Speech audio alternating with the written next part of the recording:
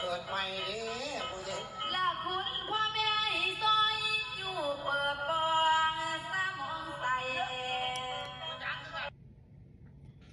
นี่คือหมอลำทางภาคใต้ของประเทศลาวแต่อย่าเข้าใจผิดเด้อพี่น้องอันนี้นี่คือไปลำอยู่ประเทศกัมพูเชียไปลำอยู่บ้านทาเปื่อย